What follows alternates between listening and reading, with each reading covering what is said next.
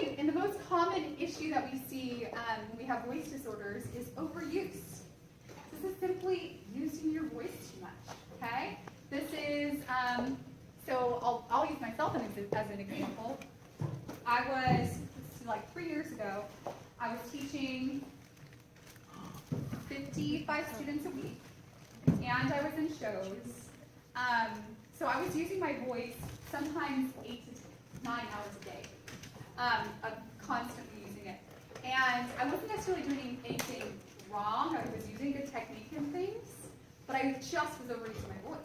So it eventually broke down, and I had to go to the doctor and get treated for a speech disorder. So this is something that can happen through overusing your voice. So the first step is to reduce the use of your voice if you feel like you are overusing it, and to take vocal naps. So the rule of thumb here is for every hour of vocal use, you need 10 minutes of silence. This isn't like 10 minutes of not singing and talking with your friends. This is 10 minutes of silence, of not using your voice, okay? Another thing that's very important, water. So this goes back to your question about mucus. Yes. So there's different types of mucus that we can have in the vocal folds. The type that we want is thin and hydrated and really slippery. But a lot of times what we get is thick, kind of sticky mucus that actually increases friction as the vocal folds vibrate. And that'll happen when you're dehydrated. So how much water do we need to drink a day? 8 bottles. 4 ounces. So some different answers. A gallon. A gallon. And really it can vary based on your body and how much physical activity you're doing. So really a good rule of thumb is to pee clear. Have you ever heard that expression? Yes. So congratulations, your pee is nicer than mine. You're the clear winner here. I like these, what can I say? So that's the way you can kind of regulate your own water intake is when you pee, check, is it clear? Great, if not, you need to drink more water. Steam. So steaming is another way you can rehydrate that mucosal membrane. I have a steamer, I use it when I'm teaching. Essentially, you put water in this reservoir. You can get an actual personal steamer. Put water in the reservoir, create steam, and you breathe it in for 5 to 10 minutes before heavy vocal use, and it helps to hydrate the vocal folds so they can vibrate efficiently. If you don't have this and you're at home and you want to practice, you can just boil a pot of water and carefully, lean over and breathe it in. You pour yourself a hot cup of tea and breathe in the steam there. Steaming can be very beneficial. Yes? So I read online that also when you take a shower, like a hot shower, that the steam also helps in that too. Definitely. You like to shower. So if you take a hot shower, it's actually a good place to warm up in the morning because all that steam and humidity is a really great atmosphere for your voice to sing in. If your house tends to run really dry, you can invest in a humidifier in your bedroom. So when you sleep at night, your vocal folds aren't drying out when you're mouth breathing. Yeah? Because I know baseline my voice a lot, I also work like with that. You really like probably Yeah, it probably would be beneficial. Voice use isn't just singing. It's anytime you're using your speaking voice. So if you're in a sport where you're having to use your voice a lot, I mean that counts as voice use. So another time that our voice is at risk is when we're sick. Okay? So these are no more vocal folds, these are inflamed vocal folds. And this can happen when we have a sore throat, sometimes when we have allergies. We need to be much more mindful about our voice use during those times because those thick sausages of vocal folds are not going to vibrate as efficiently as our healthy vocal folds. And so they're going to be a little bit more delicate and a little bit more prone to injury. Yeah. When your lymph nodes are irritated or swollen, does that also affect the vocal cords? It can if they're so swollen that they're pressing on some of the structures in there. But it's not, I mean, sometimes if they're swollen, you are sick, and then you have inflammation in other parts of your body too. I had a student who actually had to have like lumpectomies because her lymph nodes were so swollen chronically that they were pressing on her voice box, and she wasn't able to produce sound as well. That's a really extreme case, though. That's Yeah, not yeah. really common. Mhm. So, another time that we have to pay attention to this as women is around our time of the month. When you are PMSing and you're on your period, you retain weight in the rest of your body. We all know that. But your vocal folds also have a little bit of edema or water retention in them. So if you've ever had like a weird voice day and you're like, I don't know why, it didn't hurt my voice, and your voice is maybe a little bit huskier sounding, sometimes that can just be an indication that you're about to start your period and you just have some inflammation. That's so weird how that affects. That's so weird. I never knew that. Hormones greatly affect the voice, and boys too. Your voices are going to continue to fluctuate into adulthood as your hormones fluctuate. But ladies, we get to deal with it for the rest of our lives, and it's so fun. Until menopause, and everything dries out, and you have different problems. That's also I didn't even see her. But one of the things you can do to help yourself during these times is to drink water, to stay hydrated. To steam your voice. Are you seeing a pattern here? Screaming and yelling! So, how do you think this guy's voice feels after this game? Not good? Feels great. His voice probably doesn't feel great. Have you guys ever been to a game and screamed? How'd your voice feel the next day? Terrible. Yeah. So screaming and yelling is incredibly traumatic for the vocal mechanism because you're essentially taking those vocal folds and slamming them together. And then after screaming at a high pitch, you're slamming them together when they're stretched out and most delicate, most vulnerable, and you can really cause trauma. I have a friend who is a professional opera singer, and she was working with a coworker, and he really wanted to hear how loud she could be, and she never would max out for him. So he decided it would be a good idea to follow her out to her car one night and jump on her like he was mugging her to scare her enough to scream. Well, she did. She screamed at the top of her lungs, and instantly she felt a pop, her voice dropped in pitch, and she was like, I'm in trouble. She went to the doctor the next day, and they scoped her, and she had what's called a vocal fold hemorrhage, where one of the blood vessels in her vocal fold popped and started bleeding into her vocal folds. This isn't like an isolated instance. I had a student a couple years ago. She was on a roller coaster, screamed, same thing happened. I've had other students where they've been at sports games or slumber parties or places where they're screaming and have caused really serious damage to their voices. So here's the deal. Just don't. Don't scream. If you are in a situation where you want to project your voice, you can do it safely for short periods of time without screaming. And you can work with a voice teacher to teach you how to do that safely. That's really the best way to do it. This is actually a picture or a video of a vocal fold hemorrhage that bled into the vocal fold and formed a polyp. There's more. So it formed this polyp, so now the vocal folds can't come together to phonate clearly. Sometimes these can only be resolved by surgery. Surgery can cause permanent scar tissue to the vocal folds, and just that bleed into the vocal fold itself can cause scar tissue and damage. Have I scared you enough yet? Out of screaming? Where's my... So loud noises over long periods of time can be damaging to your voice. So don't do them. Coughing. This is like a normal thing that we have to do to stay alive sometimes, right? You're choking, your vocal folds have to come together, pressure builds up, and it pushes whatever's in your vocal tract out to keep you alive. Yes, it's a very vital thing that happens. But sometimes we get sick, we're coughing a lot. Anyone had a coughing spell that has affected their voice? Yeah? What happened when you were coughing a lot? I ended up not being able to talk Yeah. for a few weeks. Yeah. So again, it's kind of similar to the screaming. I've heard of cases of people creating vocal hemorrhages from coughing really hard. So when you do have to cough, think of using less force. Think of using a 1 pound weight versus a 100 pound weight. So if a full big cough is 100 pounds of weight, think of using less. So less force but more airflow, like this. I call this the cougher's wheeze. So you go, you don't use as much force on your vocal folds when you do that, okay?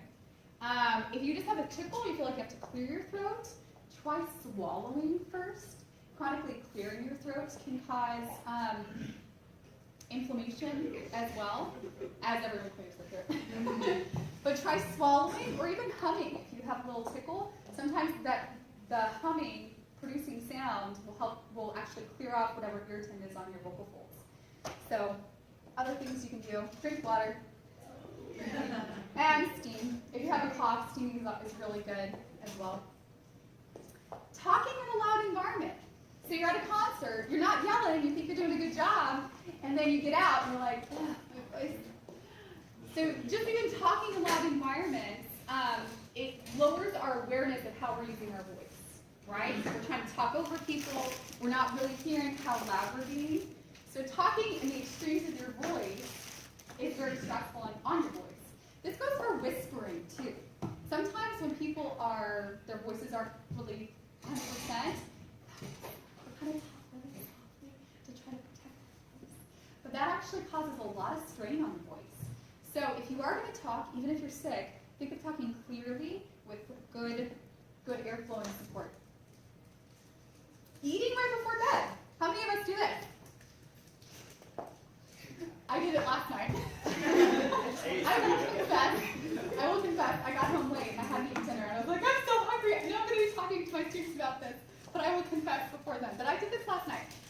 But essentially what happens when you go to bed and you lie down, that undigested food in your stomach can go back up your esophagus and drip over onto your vocal folds and cause inflammation. I think so. Just don't do it.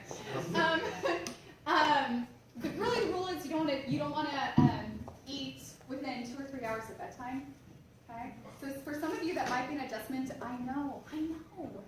It might be an adjustment to your routine, but you don't want your voice to look like this. This is what happens. See all that red irritation? That's from acid spilling over into the vocal folds. Yes? I heard you're supposed to eat at 6. And that's it. Okay. Like, that's where you're supposed to, like, that's the time that you should be eating dinner. And that works for people that, you know. Yeah, I don't do it, but I'm just saying. Yeah, and that's a good rule. If you can stick to that, you what? I eat at 8, 10, and midnight. Oh, no. Yeah, midnight. And you go to bed at 2? If you go to bed at 2 o'clock, that would work. Yeah, you just go to bed at 2. So it's a little bit of adjustment. Some of these things are adjustments to your lifestyle, right? And there's pros and cons. You have to give up something to attain something else, and you have to make that choice. Is it worth it to protect your voice or not? Miss Rainer, having like acid reflux, how does that affect? So acid reflux is a similar thing. Most kids I have really bad acid reflux. You should maybe get checked. You should maybe look into checking out, especially if you're losing stuff on the high end and you have acid reflux. Then you think it's like messing up my vocal cord. It's possible. So I'm not a doctor. I can't diagnose you. But acid reflux can affect the voice because that acid spills over and that irritates that delicate tissue in there. If it's well managed acid reflux, you can manage it well. You might have to avoid spicy foods and fatty foods and stuff like that, but you can talk to your doctor. Yeah. Why do you think I have stress on here? High school. High school? Life is not especially nice on our voices. But what do you think stress affects the voice? It makes you sick. It makes your voice tense up. Makes your voice tense up, makes you sick, Puts a lot of strain on it, probably. puts a lot of strain on it. Someone else? Okay. Yeah, all these things are right. They lower your immune system. When we're in a tense state, generally all these muscles in here will tense up. And I haven't shown you any of these pictures yet, but there's a ton of muscles that connect in and around your vocal mechanism. And if there's excess tension in any of those, it's going to affect your vocal production. So you want to train your body to get into a relaxed state before you sing. And there's a really quick exercise that we're going to do together right now that deals with deep breathing. So, everyone get in a comfortable position. We're going to do this together right now. And what we're going to do in a second is I'm going to ask you to close your eyes. Then we're going to breathe in through the nose for the count of 12. And we're going to exhale through pursed lips for the count, or sorry, inhale for the count of 4. Exhale for the count of 12. Okay, I was gonna say, I can't read it. I got you. When you inhale, make sure you're breathing low into your body, so you should feel like you're getting fat when you breathe in. So add some extra life. And then as you exhale, your belly will slowly come back in. We're going to do this for 5 cycles. Ideally, you would do this for 10, a couple times a day. Okay? So go ahead and get in a comfortable position. We're going to do this together. We're going to do it at a pace of about 1, 2, 3, 4, out. So go ahead, everyone, go ahead and close your eyes. We're going to start with our inhale. Breathe in.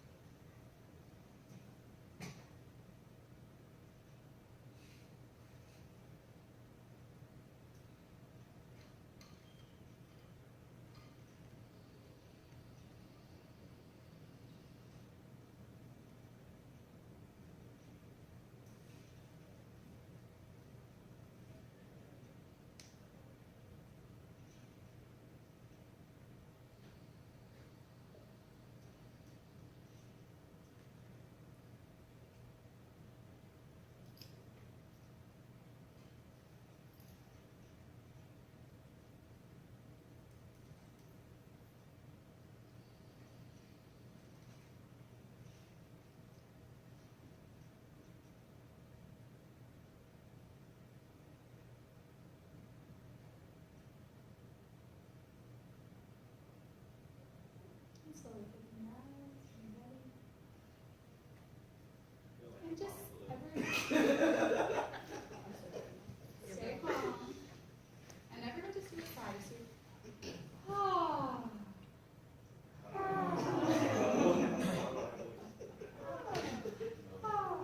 How do you feel? Is that awkward for some of you guys? To be so silent? Yeah. This is something that we don't. Silence and stillness and breathing is something we don't practice much in the West. But it's so vitally important. There's so many studies coming out about the importance of mindfulness in breathing and silence to our psyche, to our well-being, to our immune system, and especially to our voices, right?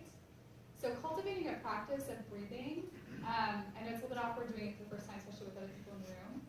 But by yourself at home in the morning, before you go to school, after a stressful class, before you sing. This is really helpful with getting you to sleep at night. So if you have trouble kind of powering down, do 10 cycles of that for a few weeks and see what happens. Sometimes it can take a couple weeks of practicing it to see full effects. But it's not hurting anything. It's a little bit awkward at first, but the studies are overwhelming about how much we need this. Okay? Smoking and drinking, which I'm sure none of you do. But if you were ever tempted, just think, do I want to inhale hot burning ash onto my delicate vocal folds? You probably want to try that. Yeah, right? So alcohol is very drying and can increase acid reflux. It's just not good for voice. So just don't. Caffeine. We have to talk about caffeine. I drink I know. Oh, I drink like all of I've that only stuff. drank How we one love butterbeer this you. week. Only one what? I've only drank one butterbeer this week. Only one butterbeer. Okay. Only one. I've never tried that. Okay, 4 types of Cream soda butterbeer. with whipped cream on top. So sodas, not only do the Yeah, you sugars get not cream help soda. us, but the And then you caffeine pour it in a cup. is a diuretic. It dehydrates us. Okay? We talk about hydration a lot. Why is dehydration bad for our voices? And then you can start to feel the The mucus. It's all about the mucous membrane, right? Yeah, the mucous membrane dries up, and then we start to get dry and sticky, and things don't vibrate as well. So here's the deal. If you can't survive without caffeine, if you drink a cup of coffee, you have to replace it with at least that much water, okay? So 1 dose of caffeine equals at least that much water. So if you're taking a shot of espresso, that might be 3 cups of water, just to get you to baseline. That doesn't contribute to your daily intake. That's an addition to your daily intake. Yes?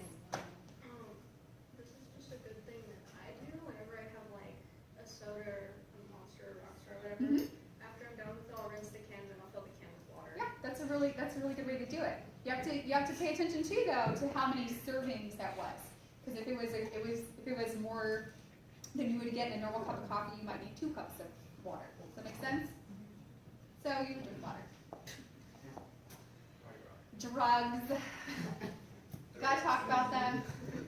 And this is legal drugs, okay? So pretty much any drug that you put into your body, most of them that have some sort of effect on the voice. Ibuprofen, Aleve, pretty much anything besides Tylenol, they leave your voice more prone to a vocal hemorrhage because they thin your blood, so it's easier you're more at risk for bleeding kind of injuries. So if you have a choice, if you're prescribed this, if you're prescribed this by a doctor and you have to take it, then take it, right? This is not to replace what your doctor tells you to do, but if you have a choice, take Tylenol instead, if it's just for pain management, okay? Allergy medication, cold medication, very, very drying to the vocal folds. They're like the most drying things you could take. Antidepressants are really drying. Any sort of behavioral modification kind of drugs, very drying to vocal folds. So you gotta drink a lot of water. You just gotta replace it. If you have a choice and you can, if you're on like 3 different allergy medications and you can cut it down to 1, do it. Okay? And then you can go to the National Center for Voice Science to check your medications online and see what kind of effects they have on your voice. So if you want to take a picture of that, you definitely can. And it goes into more details about how it affects your voice. The best thing to do for your voice is to get a lot of rest. That's That's just me. that happens only on a Saturday. Only on Saturday. Excuse me, that's me on Monday. Well, just know that when you don't get rest, your voice cannot recover as well. So if you are having days of a heavy vocal use, your voice then you're not getting much sleep that day. The reason why you're hoarse the next day may not have been because you did anything wrong. It may just been because you didn't get enough sleep. So for your voice to repair. Cool.